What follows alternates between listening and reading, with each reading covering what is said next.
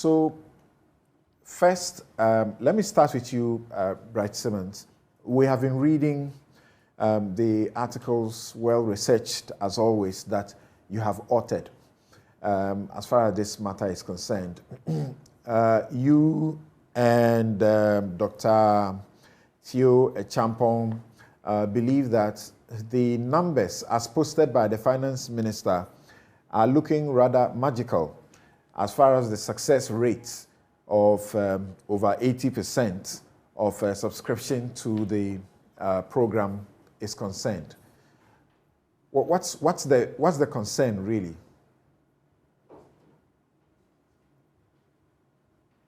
Make a quick presentation to provide some backdrop to the comments that we've been making so far.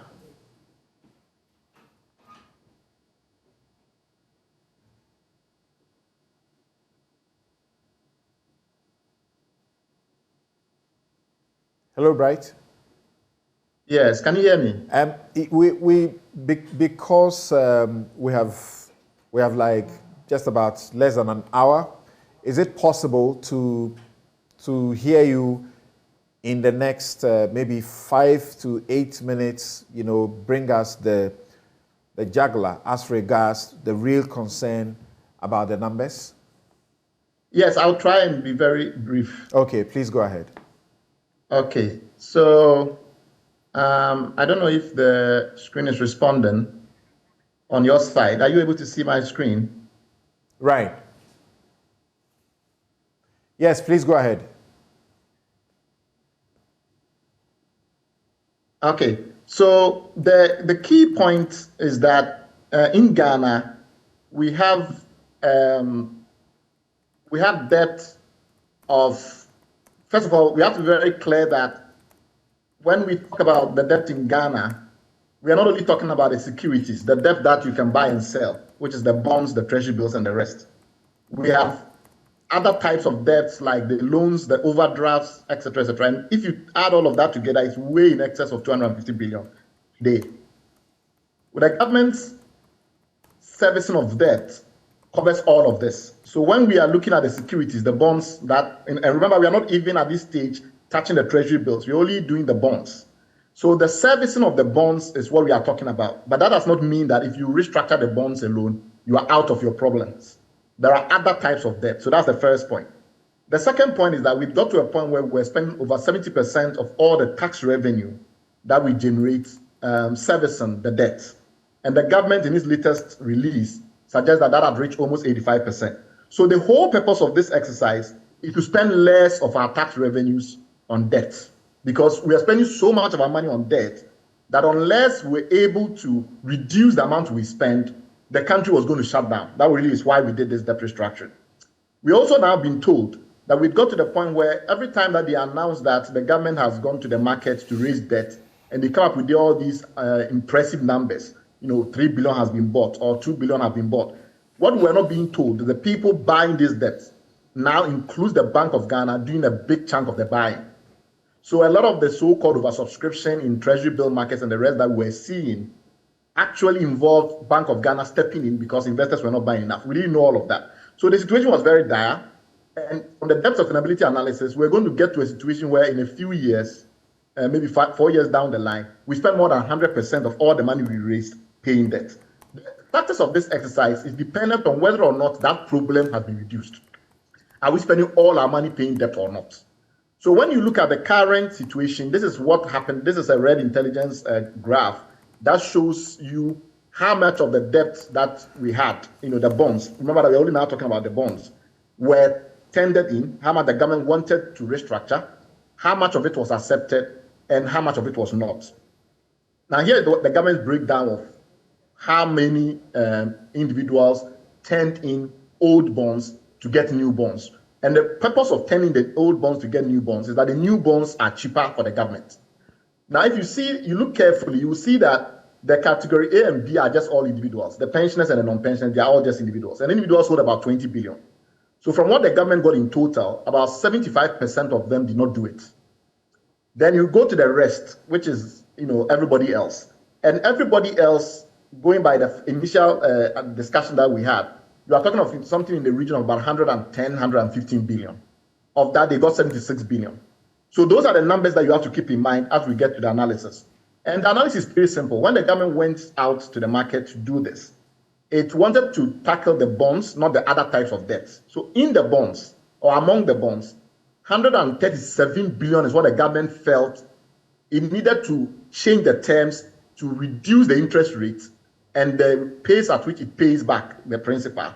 And that 137 billion is your base. That's what you are trying to fix, or what we call treat. So that number is a very important number. That was in 5th December 2022. Then the government came back again, and because of all the back and forth, it realized on 7th February, almost at the end, that it needed to change the document that people were supposed to sign. Basically, the prospectus, that is the contract, the new contract with people that have the debt. And in that document, it said that the debt that is trying to deal with, the bonds, is about 130 billion. So that 130 billion becomes the new base. That's the amount of debt you are trying to fix. That's the amount of debt you can't afford to service.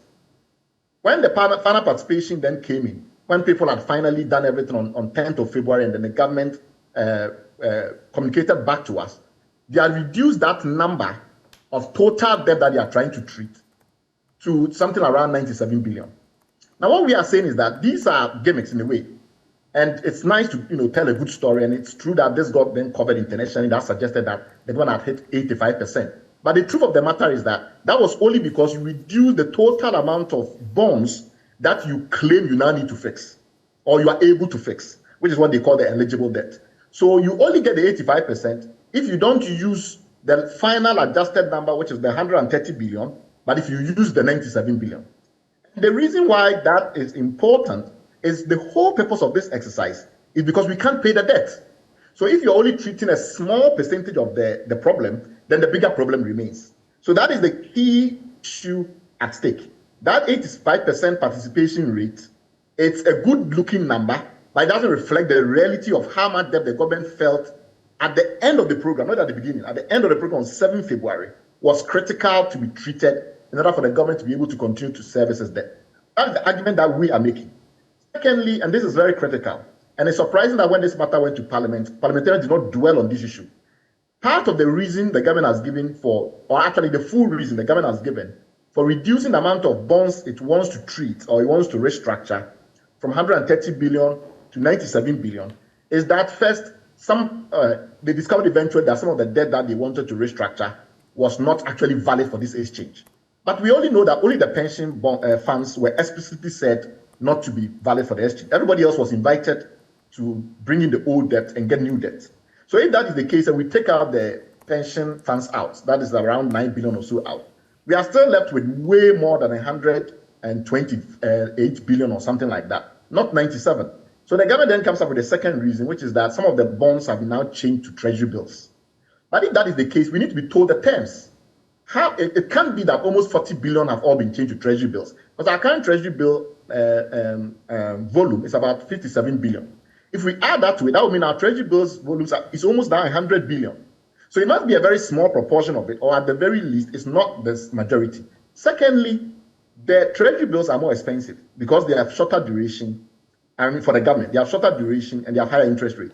So if we've done it in this way, and the current rate of treasury bill is what is being applied, then ultimately what we have now is a situation where we've increased the cost of borrowing for the government by almost 30 billion.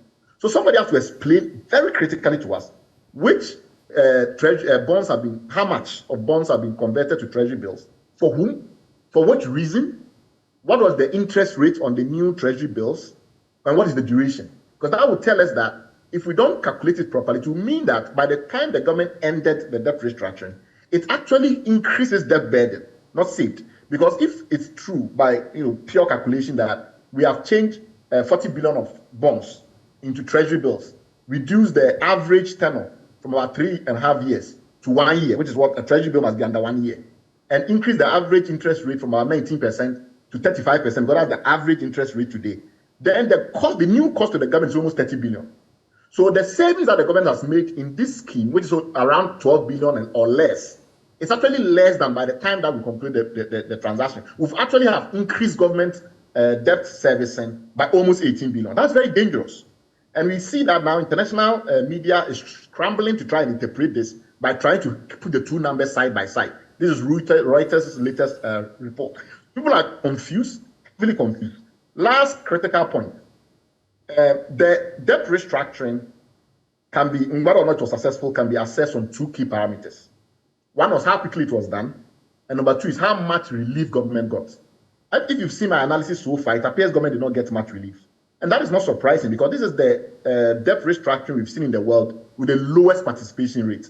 If you use the debt that government at the end of the exercise claimed it was treating, which is 7 February, 130 billion, you get a participation rate of around 63%, which is lower than what we've seen in the last 2 decades anywhere in the world.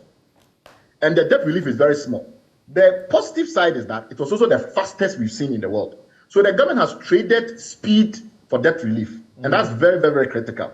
Why did the government not get a lot of participation rate? On the domestic scene, it didn't do consultations. It waited till 2nd December before it met the banks and told the banks its full plans. Everything that it did before did not involve the actual plans of what it wanted to do. So the consultation period from 2nd December, and then by 5th December, it had formally launched the program. Nobody has ever done that anywhere in the world. Even in Uruguay, which has had the fastest before Ghana, they spent 2 months discussing the plan and then launched the program, and then they spent 7 weeks in the program itself. The second critical point is that on the international front, some international investors hold our bonds. And that's, I think, in almost 20 billion or so. Those international investors, they needed roadshows. Our checks suggest that government pension funds like the government of Denmark pension fund, the government of Japan pension fund, were not even approached. They were not even discussed that this is what Ghana was doing. Meanwhile, we have signed deals with Citibank allowing our local debt to be sold internationally through global depository notes. So there are a lot of international investors, small-scale investors holding a few $1 million who were not even approached. There were no roadshows. There were a lot of funds that, as I've listed on my screen, that were not even approached. So we have a huge problem with the consultation, not only domestically, but internationally. So the last point, what does this mean going forward is basically whether or not the new bonds that have been issued will get a better rating. Because if the rating agencies do not change their mind and continue to maintain it at restricted default, the liquidity will be low regardless of whether you have an old bond or a new bond. And those who have the old bonds will do far better. And that is a very important point. Secondly, we have a critical issue because the 12 billion cedis or so that we've saved is far lower than the 52 billion or so interest rates that we are expecting this year alone. So, and next year we get even less relief because they front-loaded most of the benefits. What that means is that even if we get Eurobond relief of about 50%, we still need about 2.5, and get the IMF money, we still need about $2.5 billion from somewhere. Most likely, this money must come from fiscal adjustment, cutting expenditure. The tax performance is so far not doing too well. We keep on going from crisis to crisis every 4 years, recycling a different type of crisis from this. Okay, so did I lose Bright Simmons there? Hello, Bright, are you back? Sorry, but when did you lose me? Just that point. It's all right. So proceed. If you can wrap up in a minute. So what I was saying was that we have got this chain of crisis where we change from fiscal crisis, that becomes a debt crisis. Then in time it becomes a power crisis. Then it changes to a fiscal crisis, and it's been going on and on and on. This particular crisis should not be allowed to mutate. We must fix it at the core, and we must fix it at the root. Thank you. Thank you.